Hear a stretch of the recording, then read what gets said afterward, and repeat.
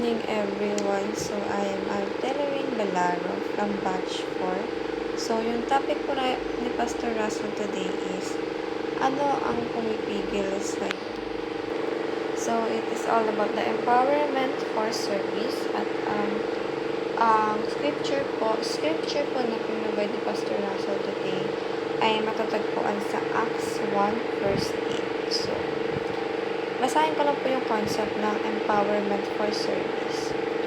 One of the primary works of the Holy Spirit is to empower believers for service.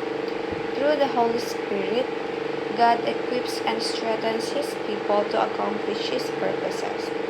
This empowerment is not merely for personal gain, but to manifest God's presence and bless others.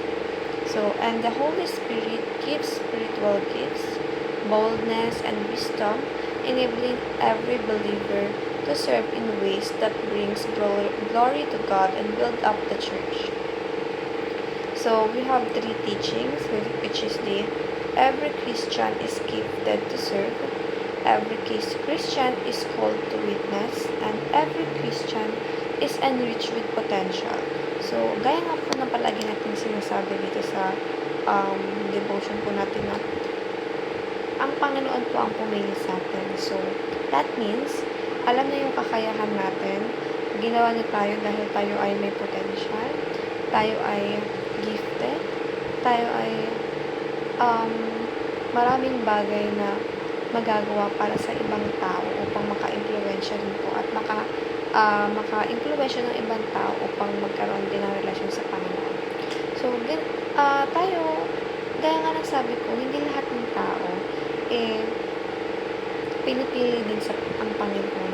So, tayo sobrang gifted natin kasi si Lord mismo ang pumili sa atin at hindi siya nagdalawang isip para hindi ibigay sa atin yun. Dahil alam niya na tayo bilang anak niya, hindi lang natin magagampanan yung pagiging anak natin sa kanya. Kumbaga, mas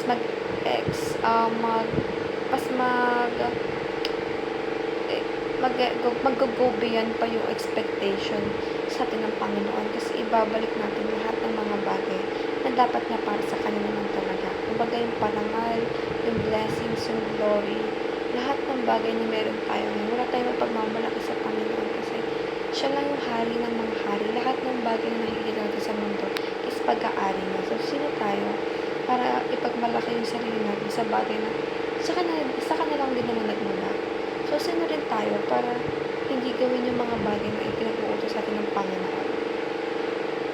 So, we have here the applications, which is utilize your spiritual gifts now, unveil the gospel and witness for Christ, and unleash your potential through total obedience. So, tayo, kung alam natin na gifted tayo, dahil gaya nga sabi natin, kay Lord ka rin lahat ng meron tayo ngayon sa katangian natin, why not hindi natin ibalik or i-give back yung mga bagay na para naman talaga sa Panginoon.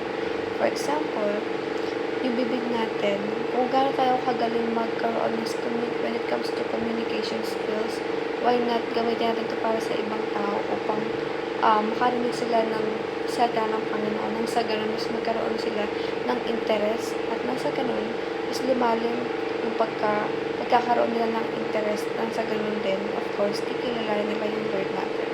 So God bless everyone. Thank you po.